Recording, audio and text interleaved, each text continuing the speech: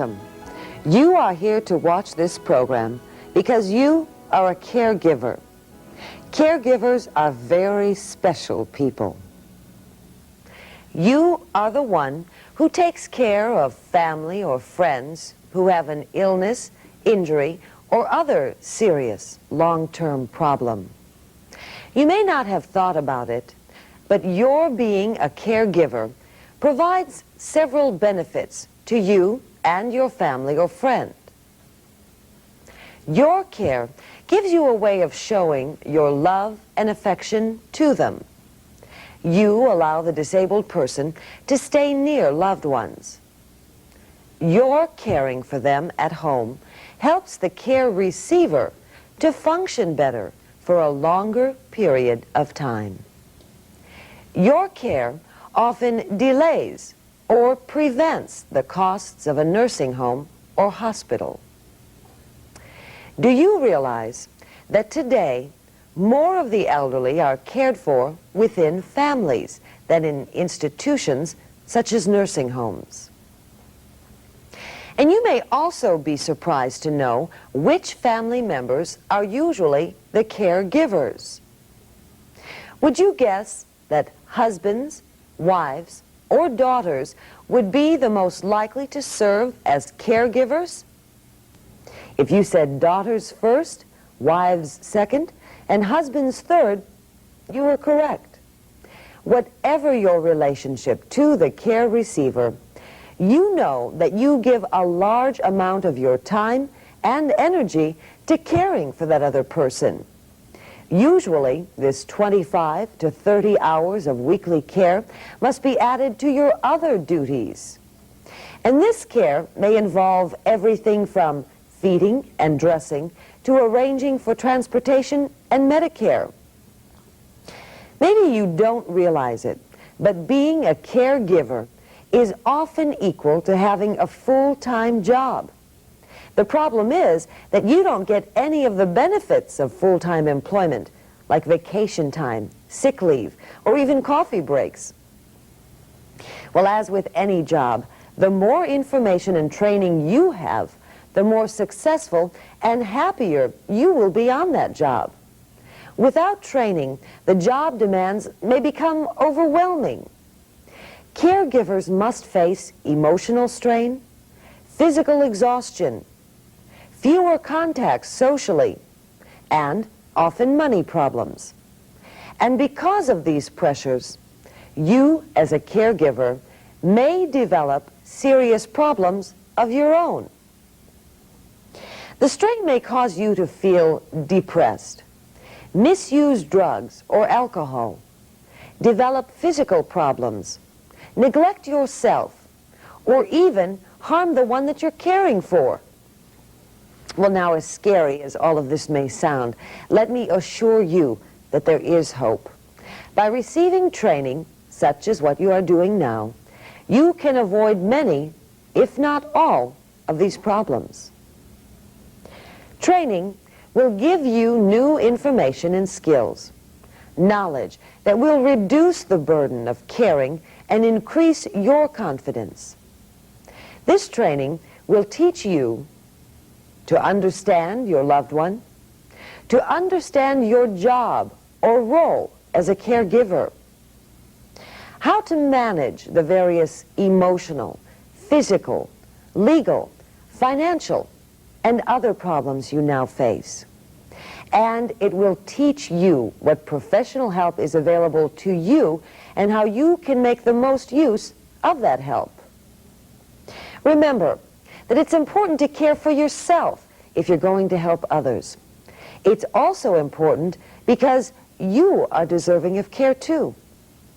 Now, of course, you must use your new information and skills in your caregiving job for there to be any benefit to you. This videotape series, Caring for the Family Caregiver, will help you to get the information and training that you need to support your efforts as a caregiver. The Western Kentucky University Gerontology Program presents Understanding Stress. This particular program is designed to help you to 1. Recognize stress. 2. Discover what effect stress has on you. And 3. Understand what causes stress. The next videotape in this series will present in more detail specific ways of dealing with the stress of being a caregiver. But first, let's discover just what stress is. You know that helping a family member can be very rewarding. You feel useful and even important because you can help someone you love. However, a lack of time, energy, money, or other resources can prevent you from helping everyone who needs it. You may even ignore your own needs so that you can help others.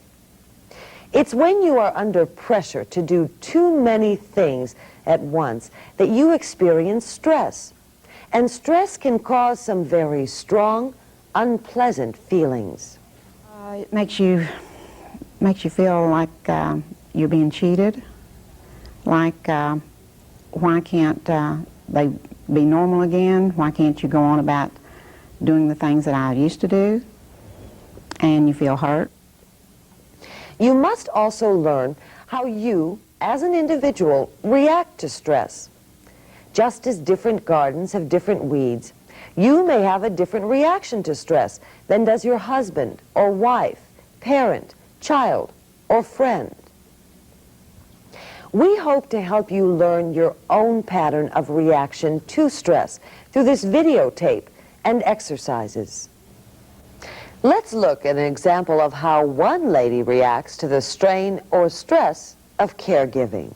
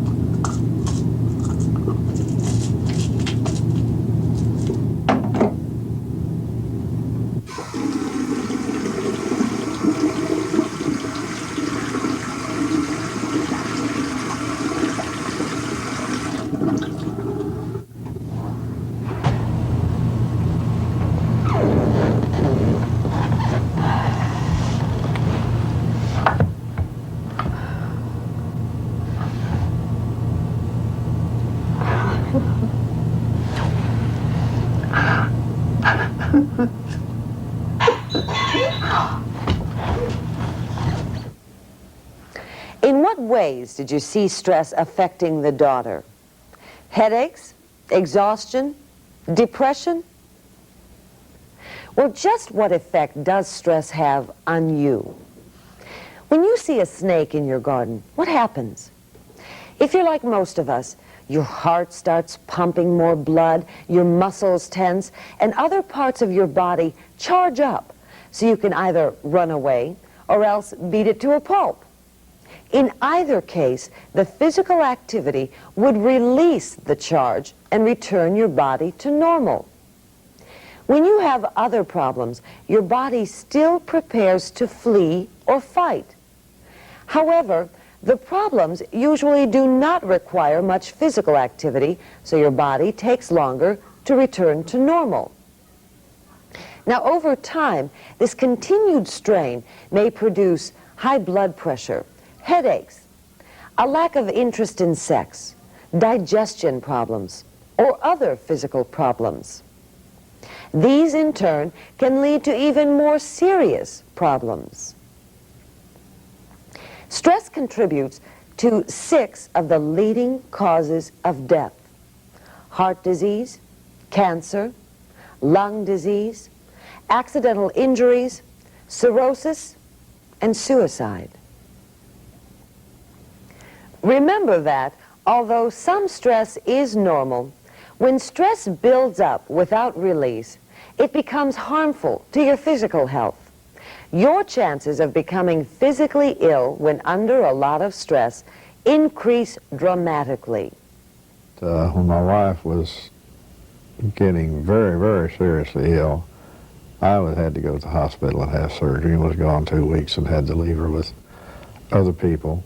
I was lucky enough to get a woman that lived in for 5 days, and then hospice came in and my church came in and people took care of her until I could get back. Of course, then they took care of me too.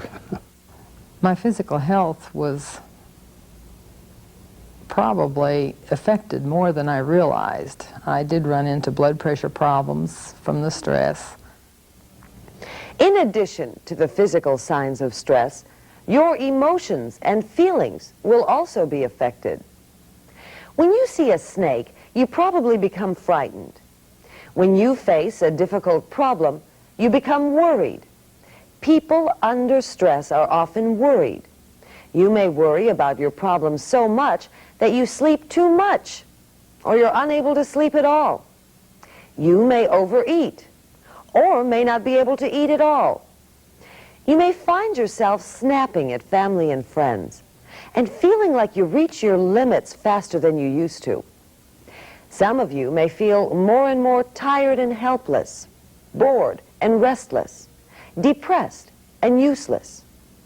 You may even feel guilty, although you know you've tried your best. Often these feelings are mixed.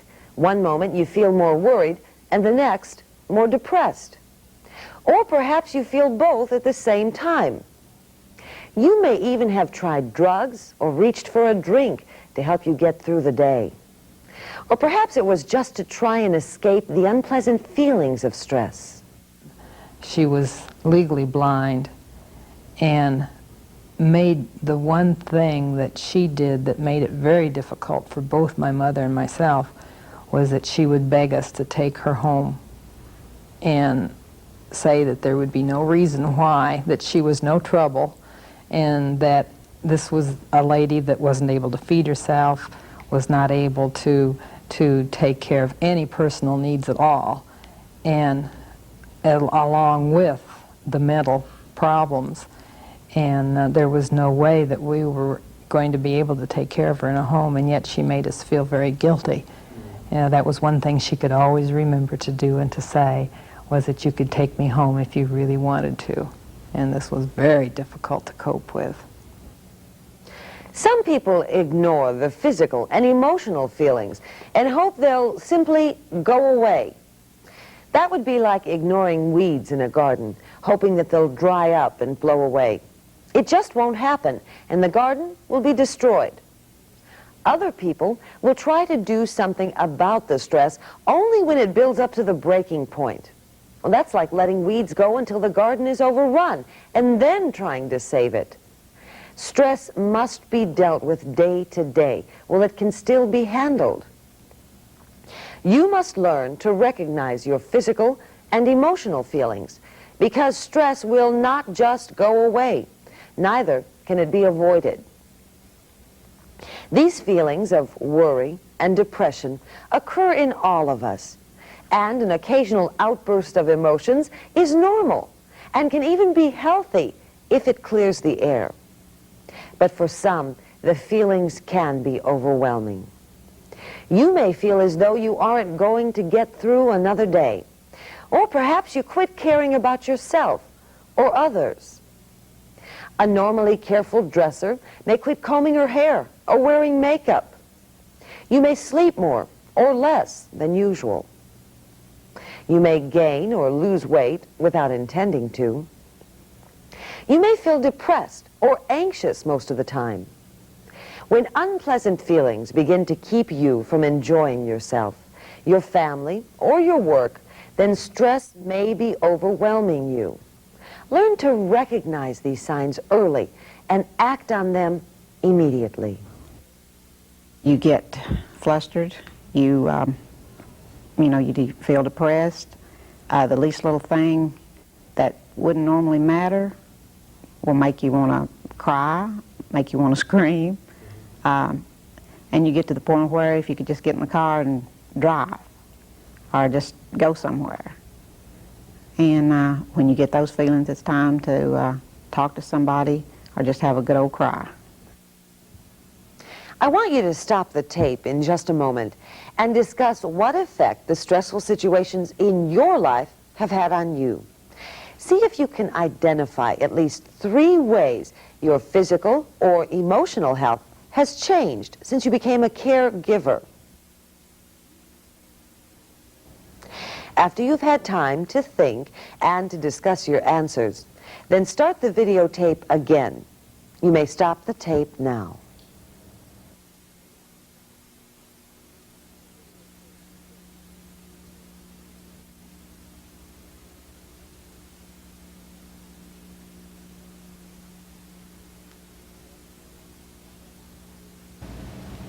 Welcome back. I hope that was a good break for you. Were you surprised at what you talked about? Remember, it's good to stop like that occasionally and talk about how you're feeling with someone. Some of you may have talked about physical problems, such as ulcers, or perhaps you have headaches when you try to solve various problems of caring. Others of you may have mentioned despair or guilt when you see a loved one's health getting worse. Or you may have mentioned anger or frustration from trying to meet conflicting family needs. These are all warning signs of stress. You may have noticed that some feelings and some situations seem to go together. For example, meal times may make you tense as you try to juggle cooking and family needs. Your stress can come from the situation you are trying to deal with. It can also come from your reaction to that situation. Let's look at a situation that is likely to produce stress.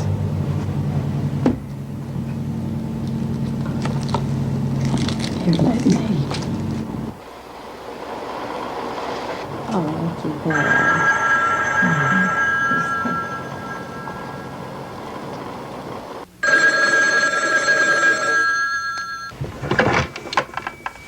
Hello. Oh, yes. Mm-hmm. But I really have... Oh, just a minute.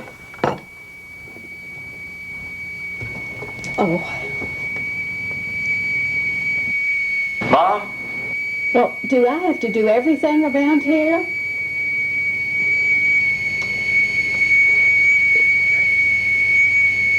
Could you see yourself in a scene similar to that? We've all had days when everything went wrong. Such bad days can produce stress, but it doesn't take a whole day of problems to make you tense. The normal acts of caregiving may be stressful enough. Let's talk for a little while about the causes of stress. Just what does cause stress? Well, stress can come from role conflicts or from changes in your life. It can come from other people or from inside yourself. I said that stress can come from role conflicts. What do we mean when we talk about roles? Well, the woman in the scene was experiencing stress because of her many roles as daughter, friend, cook, mother, and individual. Roles are the different duties or functions you have in life. Let me repeat that. Roles are the different duties or functions you have in life. Now, you probably have many roles. What are some of them? Well, you are or have been a caregiver for an elderly person. You are someone's daughter or son. You may be a wife or husband, a mother or father, a sister or brother, an in-law or grandparent. You work in your home and maybe work outside your home. You are a member of the community, and you may be involved in church or other activities.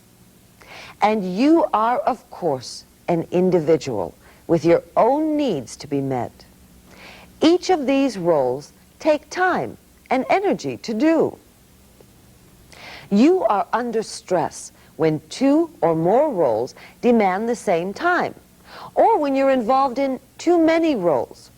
You'll feel stressed, even if you enjoy the tasks. For example, you may want to visit your daughter with her new baby, but you also need to help your mother.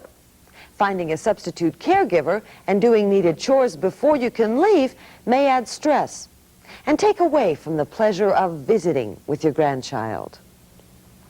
Trying to do too much or trying to meet everyone's needs can produce stress.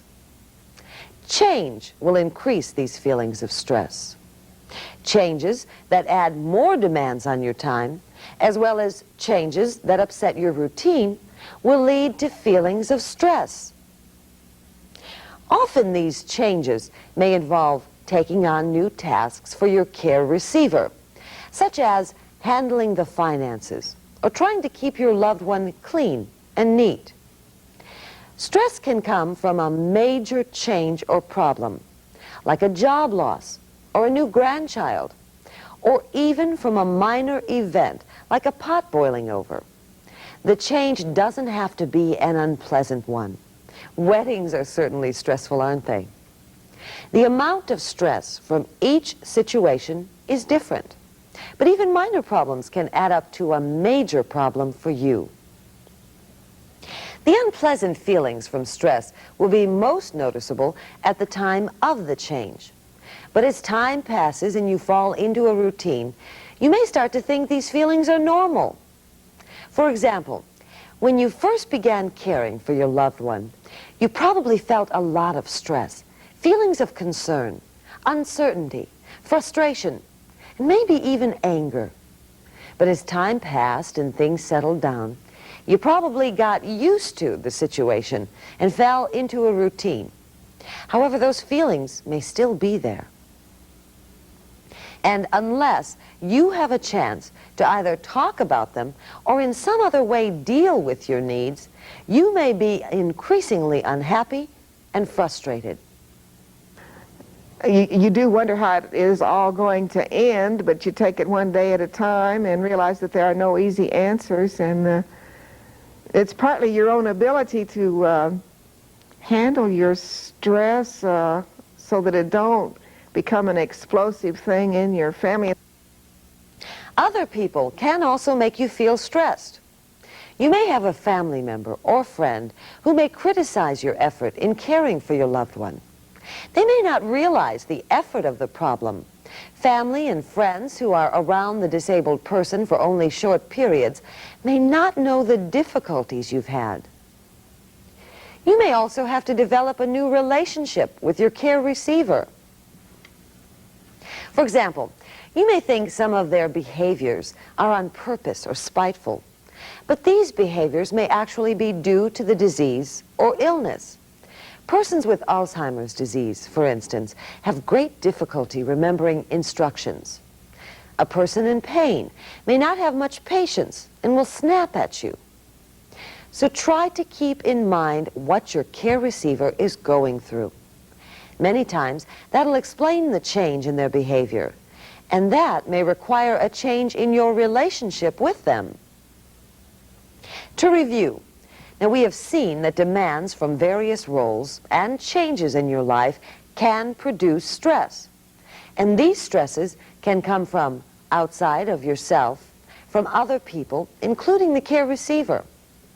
Now we'll talk about stress that comes from within in a few minutes, but first, let's focus on outside sources of stress. What specific situations cause stress in your life? Perhaps health concerns, money worries, or maybe it comes from a conflict between you and the person that you're caring for, or other members of your family.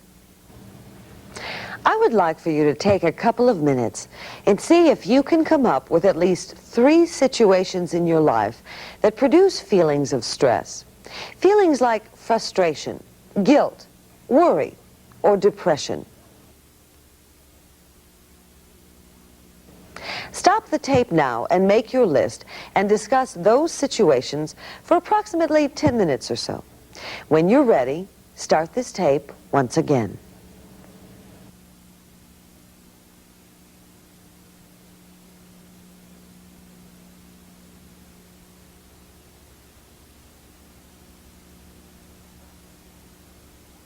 Welcome back. Some of you may feel better now after having talked about the stresses that you are under. Why did we have you do that exercise? Because we want you to identify those stressful situations so you can begin to do something about them. After all, you can't weed a garden unless you know which plants are weeds and which are flowers. Another reason for the exercise was to encourage some of you to talk about your situation. One of the best ways of coping with stress is to talk to people who care and who know what you are experiencing. When listing stressful situations, you probably mentioned events in the world, like money worries or demands from family members. But stress can also come from inside ourselves. We talk to ourselves, and sometimes what we say adds to the stress. For example, you may say things like, "I should be able to keep them healthy and looking as nice as they once did," or, "I should be able to cheer her up." When you tell yourself what you should be doing, you put extra pressure on yourself. If you think about the shoulds you tell yourself, you may realize the demands are unrealistic. If you heard someone else say that, you would tell them to relax, that it wouldn't be a life and death crisis if they had to ask for help or if mother's hair didn't get done. It would be nice, but not worth the cost of worry or additional effort.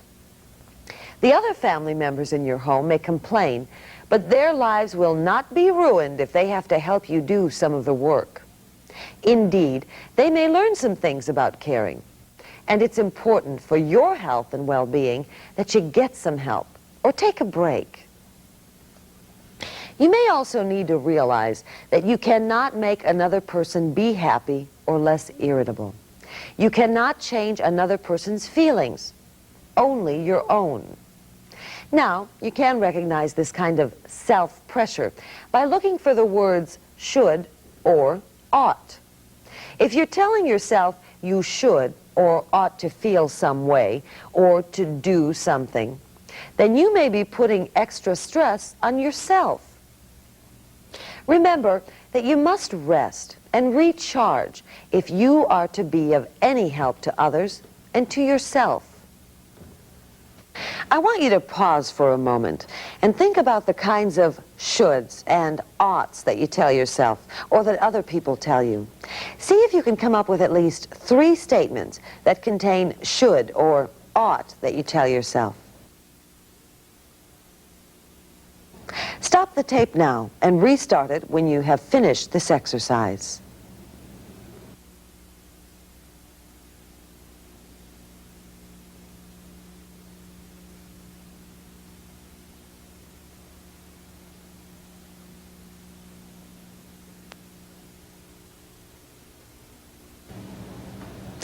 Did you have any trouble coming up with 3 of those statements?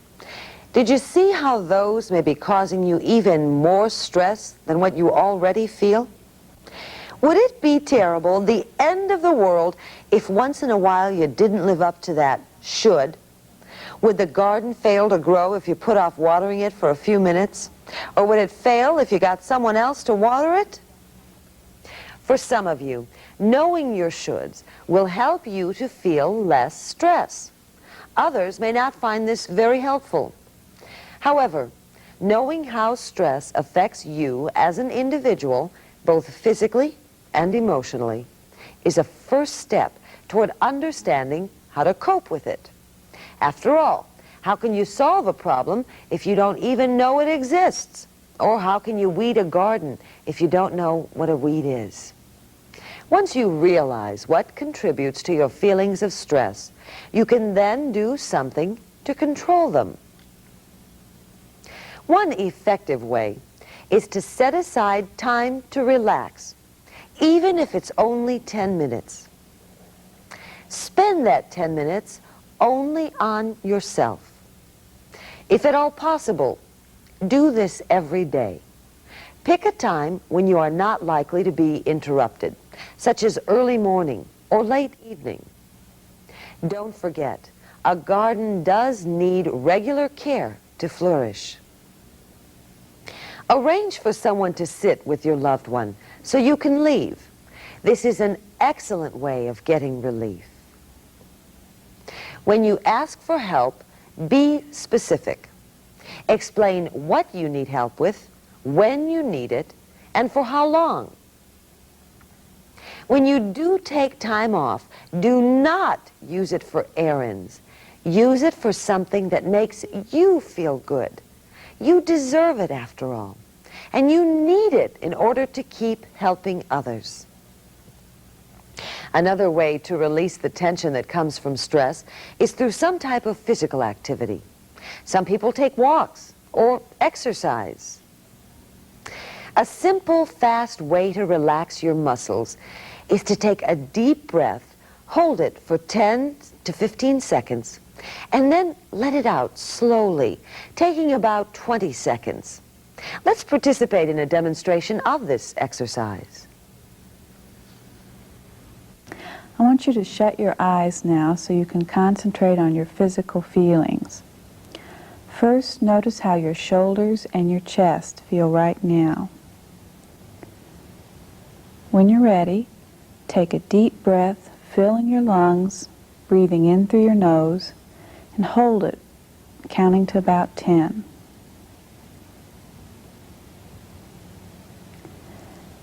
Now, breathe out slowly through your mouth, counting to about 20. Pay attention to how your body feels as you're doing this, how the muscles feel as they relax more and more. Now again, take a deep breath through your nose, fill your lungs, counting to about 10. And then slowly out through your mouth, taking about twice as long. Again, notice your shoulder and your chest muscles. See if they're relaxing. Sit with your eyes shut for a moment and breathe slowly, taking time to enjoy the sensation of relaxing.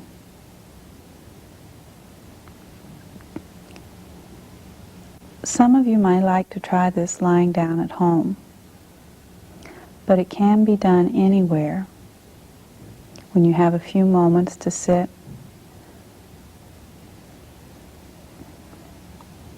This kind of exercise can be a way of taking a vacation without actually leaving. You take one in your mind, kind of like daydreaming.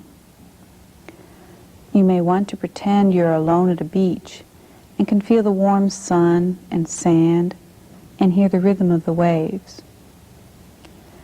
You may have another image you like, such as a warm bath, floating in a boat, or laying in a field of flowers. If you try picturing one of these scenes, make it as real as possible. Just enjoy the sensation of relaxing for a few seconds.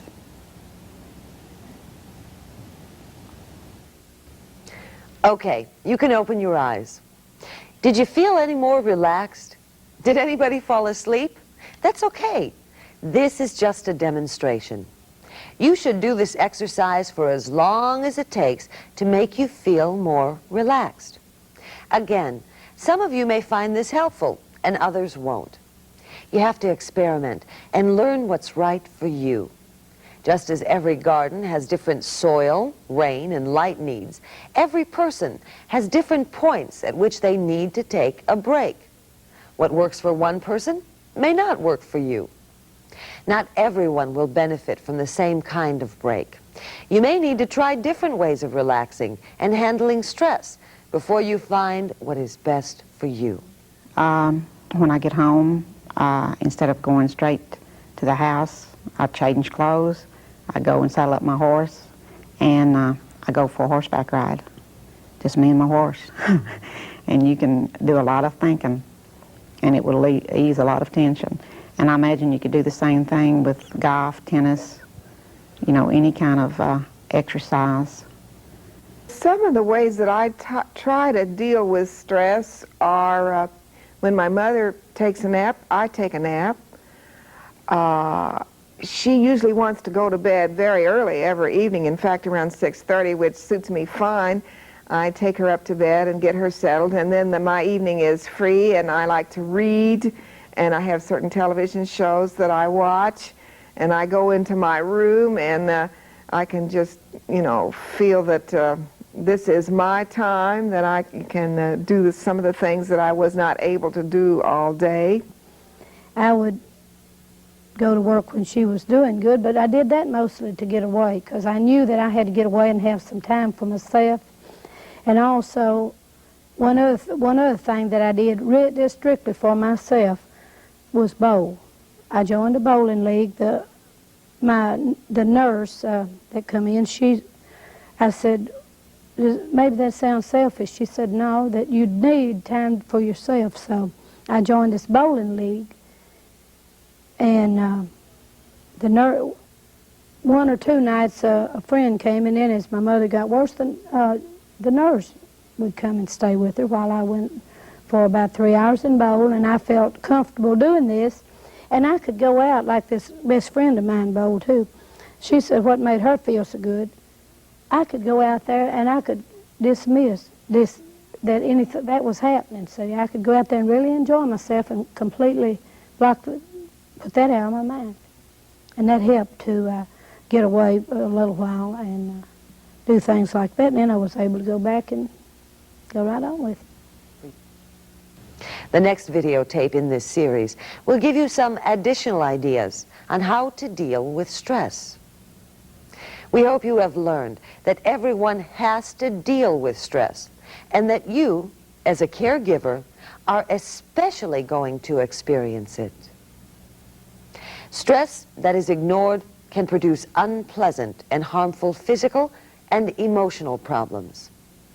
If you learn to see troubled sleeping, eating problems, anxious feelings, irritation, or depression as early warnings, then you can avoid more serious problems.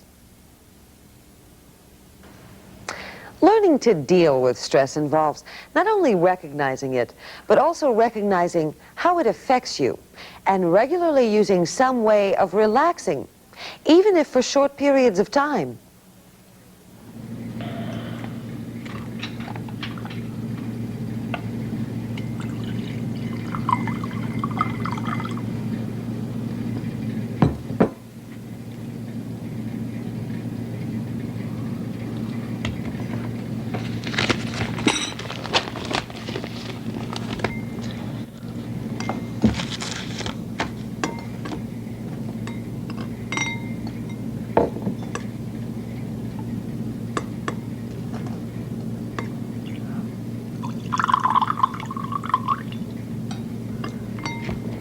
How inconsiderate can you be?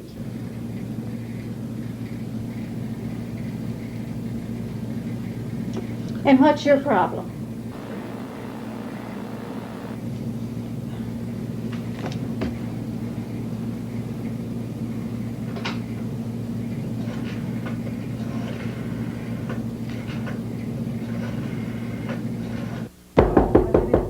It's cold. Okay, now I'm going to put the julienne of lettuce right on top. Oh, hi, Sally.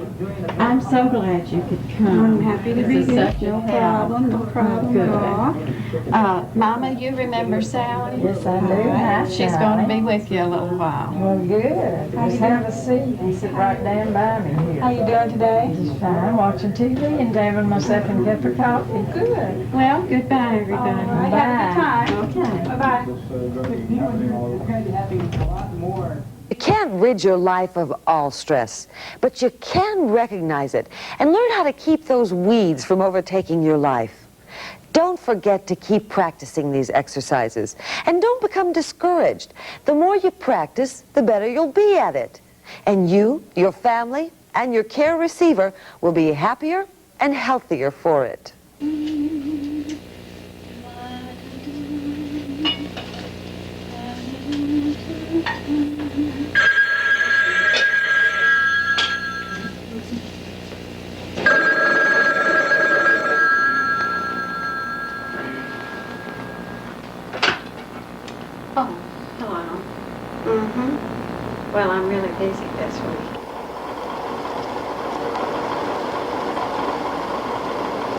Mary?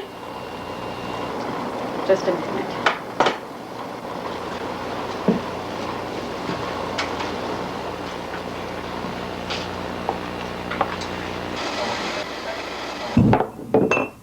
Mary!